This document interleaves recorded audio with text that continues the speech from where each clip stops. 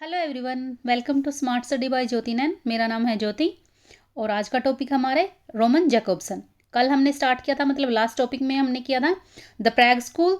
और Prague schools में हमने क्या क्या किया था, कुछ राइटर्स थे, कुछ थिंकर्स थे, ठीक है। और फिर उसके बाद हमने जैन मैक्रोवस्की को डिस्कस किया था। आज हम रोमन जैकोब्सन करेंगे, उसके बाद हमारा ये स्कूल कंप्लीट हो जाएगा। तो थोड़ा सा रिवाइज कर लेते हैं। प्रैग स्कूल के जो थिंकर्स थे, जो ग्रुप जो मेंबर्स थे, वो कौन कौन थे।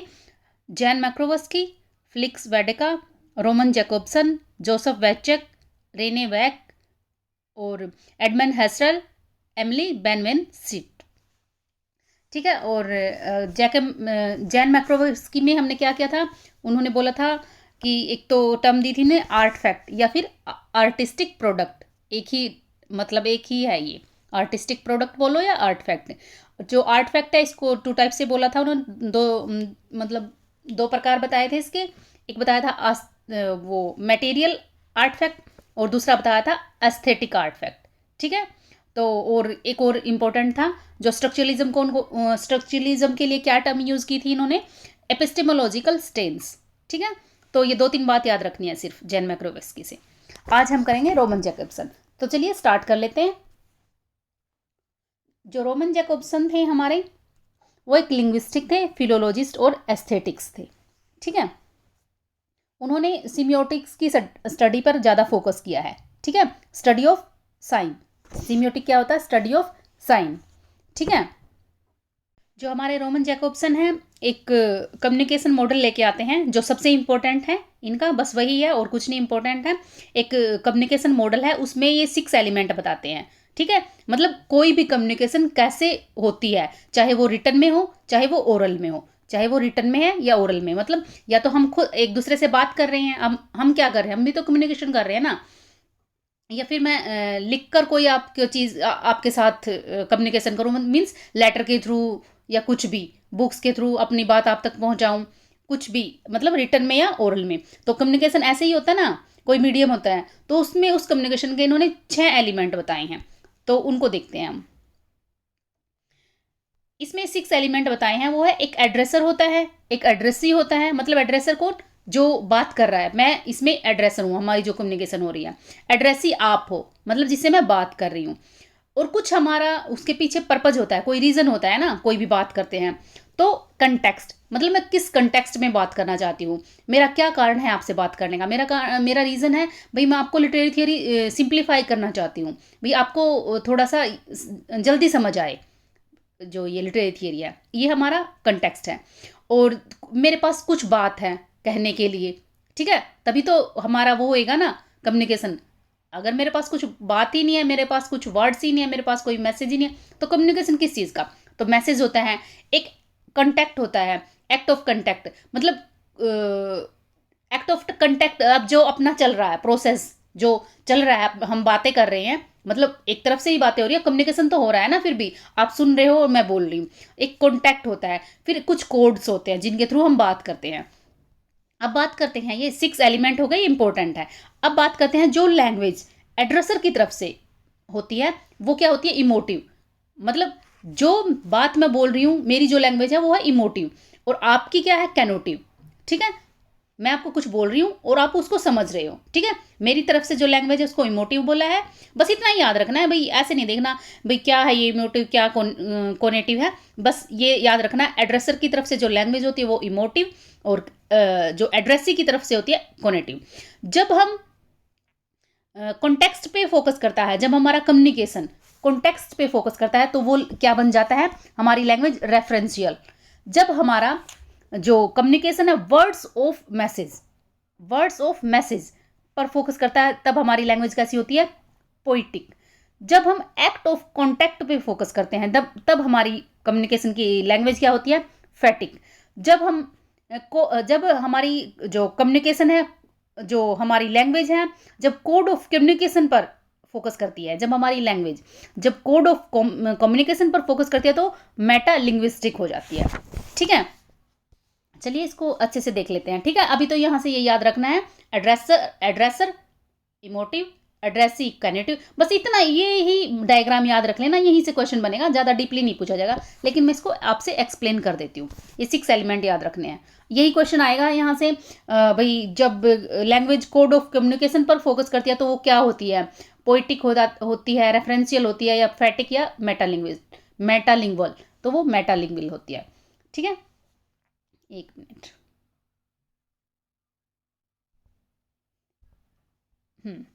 अब इनको वन बाय वन वो बोल क्या रहे थे, जो वैसे तो वही बातें लिखी हुई हैं, एक बार दोबारा से अच्छे से देख लेते हैं। A message is send by an addresser to addressee. ठीक है, कुछ मैसेज भी जाता है हमारे पास, कुछ मैसेज होता है। ठीक है, to facilitate this they need to use a common code, कुछ कॉमन कोड चाहिए, तभी तो कम्युनिकेशन होगा ना। एक conduct a channel of communication. ठीक है, कुछ चैनल चाहिए हमारे बीच में। चैनल क्या है, या फिर आप ये सोचो, हम लाइक वीडियो को छोड़ के हम फ़ोन पे बातें कर रहे हैं। ठीक है, तो हमारे बीच में एक सुन रहा है, एक मैं बोल रही हूँ, तो चैनल क्या है, जो वायर है, फ़ोन की जो वायर है, या फिर हम जिसके थ्रू कांटेक्ट कर पा रहे हैं, जो हमारी वेव्स हैं हमारे आसपास जो है, जैसे फ़ोन से बात करते हैं तो वेव्स के थ्रू हम अपना मैसेज भेजते हैं, तो कुछ चैनल है ना। एक चैनल होता है the same frame of reference, या फिर कुछ एक रेफरेंस होता है। Each of these elements have corresponding function in communicative act, और एक कम्युनिकेटिव एक्ट में ये कॉमन कोड है, एड्रेसर है, एड्रेसी है, या फिर जो कोई चैनल ऑफ कम्युनिकेशन है, वो सब कुछ पार्टिसिपेट करते हैं। Language seen from addresser's point of view is emotive. जो मेरे पॉइंट ऑफ व्यू से जो लैंग्वेज है वो कैसी है, इमोटिव है। ठीक है, expressing A state of mind.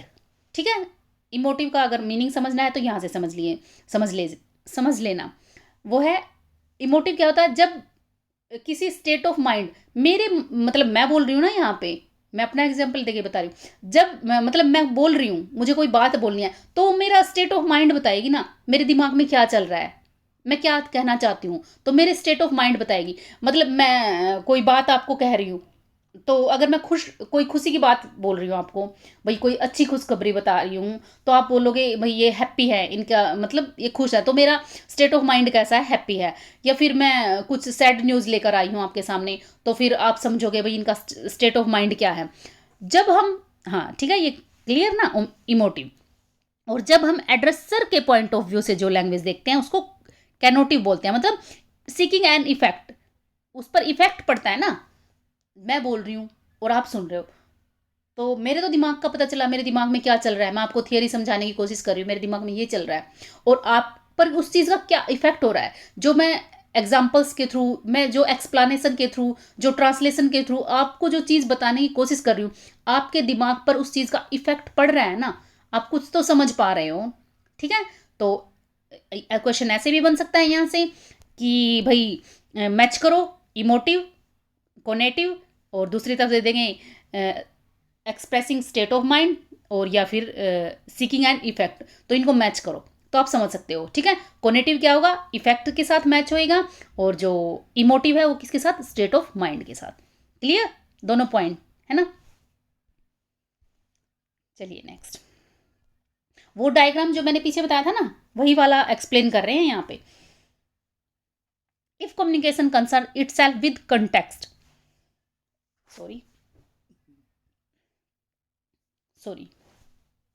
If communication concerns itself with context, अगर कम्युनिकेशन कॉन्टेक्स्ट के साथ कंसर्न करती है अपने आप को, it is referential which privilege the information contact of an utterance. If the communication is oriented towards the code of communication, it is metalinguistic. तो क्या बोला इन्होंने, अगर वो कॉन्टेक्स्ट के साथ कंसर्न है, अगर कॉन्टेक्स्ट के साथ कम्युनिकेशन उस पर फोकस कर रहा है कॉन्टेक्स्ट पर, तो वो हमारी लैंग्वेज क्या होगी, referential which privilege the information content of any utterance, किसी भी अटरेंस की जो इंफॉर्मेशन के बारे में वो बता रहा है। ठीक है, अगर वो जो मैं इसमें पहले ही बता चुकी हूँ, अगर वो हमारा जो कोड ऑफ कम्युनिकेशन है, मेटालिंग्विस्टिक कब होगा, जब हमारा कम्युनिकेशन उसकी तरफ ध्यान देगा code of communication, code of communication की तरफ जब हमारी कम्युनिकेशन ओरिएंट होगी या उसके बारे में उसकी तरफ ज़्यादा झुकाव होगा तो हमारी लैंग्वेज मेटालिंग्विस्टिक होगी। मतलब मेटालिंग्विस्टिक जैसे ये इस एग्जांपल से समझ सकते हैं आप। Do you understand me, typify this nature. जो मैंने बोला है, मैंने कोई चीज़ कोड कर दिया है और आप उसको डिकोड करने की कोशिश कर रहे हो तो वो मेटालिंग्विस्टिक होगी। मतलब हमारा कम्युनिकेशन जब कोड्स पर, कोड ऑफ कम्युनिकेशन पर फोकस करेगा वो मेटालिंग्विस्टिक होगी। यहाँ से इतना ही, ठीक है, ज़्यादा डीपली नहीं जाना। कोड ऑफ कम्युनिकेशन पर फोकस होगा जब मेटालिंग्विस्टिक, या फिर कंटेक्स्ट पर फोकस होगा तो रेफरेंशियल। अदरवाइज बहुत ज़्यादा डीप में चले जाएंगे। When the message focus on the words of message, जब वर्ड्स ऑफ मैसेज, मैसेज के वर्ड्स पर फोकस होता है तो हमारी communication draws attention to itself, it is poetic. तो हमारी जो कम्युनिकेशन है इस अपने आप, मतलब अपनी तरफ हमें आकर्षित करती है, तब लैंग्वेज पोइटिक होगी। बात यह है जब हमारा कम्युनिकेशन फोकस करता है, जब हमारा मैसेज फोकस करता है वर्ड्स पर, तो वो कैसी लैंग्वेज होगी? पोइटिक, ठीक है। And finally when communication focus on the act of contact then it is phatic, ठीक है। फैटिक क्या है? जब हम एक्ट ऑफ कॉन्टैक्ट पर, एक्ट ऑफ कॉन्टैक्ट क्या है? मतलब जो प्रोसेस में चल रहा है हमारा कम्युनिकेशन, हमारा जो कम्युनिकेशन है इसमें कैसे इसको परफॉर्म कर रहे हैं, किस टाइप से कर रहे हैं, ठीक है, तो वो फैटिक होगा। तो ये पॉइंट क्लियर हो गए। बस आपको ये छह बातें याद रखनी है। एड्रेसर, एड्रेसर क्या है? इमोटिव। एड्रेसी कैनोटिव। कॉन्टेक्स्ट पर फोकस है तो रेफरेंशियल। अगर वर्ड्स पर फोकस है तो पोइटिक। अगर कोड ऑफ कम्युनिकेशन पर, कोड्स पर फोकस है मेटालिंग्विस्टिक। या फिर एक्ट ऑफ कॉन्टैक्ट पर है तो फिर क्या होगी? फैटिक। तो चलिए नेक्स्ट देखते हैं। अब बात करते हैं वो जो हमारे एक इनका वर्क आता है मेटानोमी और मेटाफर, ठीक है। इसी नाम से इनका एक वर्क है और उसमें ये मेटाफर और मेटानोमी को एक्सप्लेन करने की कोशिश करते हैं, ठीक है। तो कई बार सिर्फ ऐसे पूछा जाता है भाई इस मेटानोमी और मेटाफर पर किसने काम किया? रोमन जैकोब्सन ने। या फिर कई बार एज ए वर्क, इनका जो वर्क का टाइटल है ना वो मैं प्रॉपर भूल गई हूँ, वो नेक्स्ट वीडियो में बता दूंगी आपको, ठीक है। उस शायद इतना ही है, मेटाफर या मेटाफर एंड मेटोनमी, कुछ ऐसा है। तो या फिर वो दे देते हैं इनका वर्क, ये किसका वर्क है, तो जहाँ पे भी ये दिखे तो रोमन जैकोब्सन के साथ अटैच्ड है। तो अभी बात करते हैं। तो ये जब एक एफेजिक इनके साथ काम कर रहे होते हैं, इनके ऊपर काम कर रहे थे, एफेसिक्स क्या होते हैं? जिन्हें स्पीच डिसऑर्डर होता है, ठीक है। उन पर काम करते करते इन्होंने फिगरेटिव लैंग्वेज को एनालिसिस करने की कोशिश की है और उसमें इन्होंने फोकस किया है मेटाफर एंड मेटानोमी। तो ये मेटाफर एंड मेटानोमी को कैसे एक्सप्लेन कर रहे हैं वो देखते हैं। ये एक डेफिनेशन देते हैं, ये वेरी वेरी इंपॉर्टेंट है, ठीक है, मस्ट है ये तो बिल्कुल। ये पेपर में आई है, ठीक है, नेट में पूछी गई है।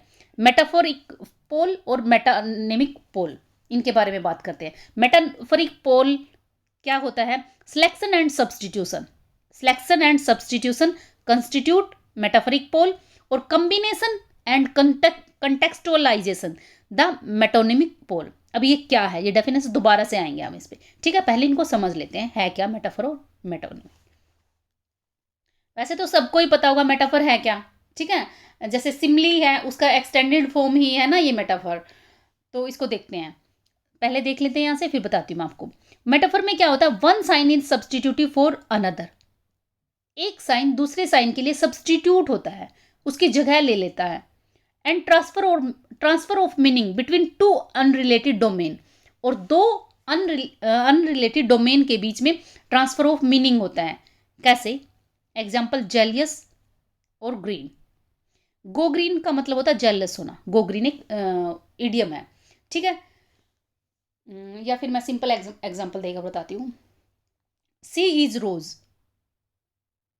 सी इज, जैसे मैं बोलूँगी सी, सीधा मैंने उसको गुलाब बोल दिया। सी इज लाइक, लाइक अगर मैं लगाऊंगी सी इज लाइक रोज, तो ये होगा हमारा सिमली। मैं तब लाइक वर्ड बीच में लगा दूंगी तो ये होगा हमारा सिमली। तो इसीलिए मैं बता रही थी जब मैं इसको हटा दूंगी ना, सी इज रोज, वो रोज है, मतलब सीधा मैंने उसको उसकी उपाधि दे दी, ठीक है। और क्या हो सकता है सिंपल फॉर्म?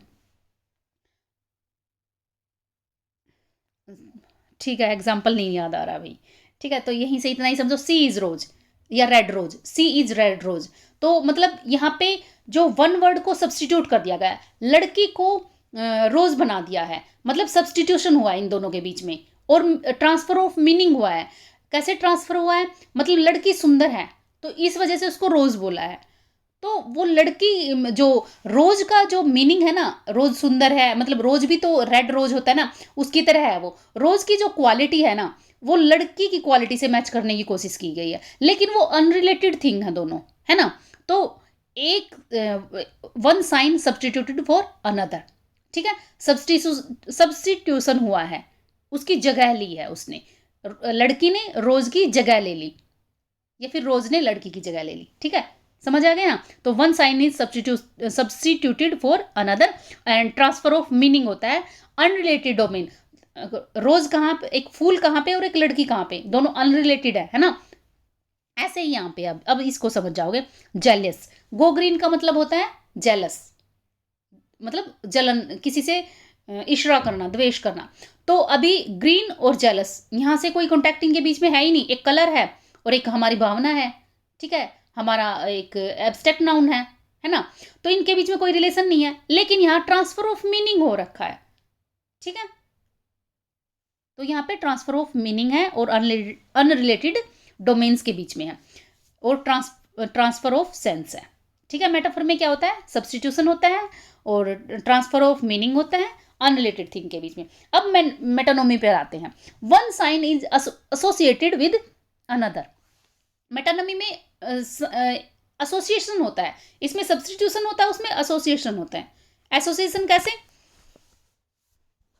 जो एक टर्म होती है ना, it utilise the property of the keyword. कैसे, जैसे यहां से ये एग्जांपल देखते हैं, सेल और शिप। जो शिप होता है, जैसे हम कार को बोलते हैं मैंने कार ड्राइव की, तो शिप के लिए हम मैंने शिप ड्राइव किया ऐसे नहीं बोलते, मतलब शिप सेल करना या शिप सेल हुआ, शिप है ना, उसके लिए ड्राइव का यूज नहीं करते। तो ये बात बताना चाहती हूँ, जो सेल का मतलब क्या है, मतलब शिप का चलना, ठीक है, जैसे कार ड्राइव होती है, तो ये सेल शिप से जुड़ा हुआ है ना, ड्राइव वर्ड कार से जुड़ा हुआ है, तो ये इससे जुड़ा हुआ है, एसोसिएशन है, मतलब ये अनरिलेटेड थिंग नहीं है, यहाँ पे एसोसिएशन हुआ है, सब्सटीट्यूशन नहीं हुआ। वन साइन इज एसोसिएटेड, वो उससे जुड़ा हुआ होता है, and utilise the term that is property, ये इसकी प्रॉपर्टी है, ठीक है। एक वर्ड दूसरे की प्रॉपर्टी है और उसका की वर्ड है। यहाँ पे ट्रांसफर ऑफ रेफरेंस होता है, ठीक है, एक मिनट, यहाँ पे क्या था, ट्रांसफर ऑफ सेंस थी, यहाँ पे ट्रांसफर ऑफ रेफरेंस होता है, ठीक है। सेल के लिए शिप का यूज कर लेना, शिप समुद्री जहाज, ठीक है।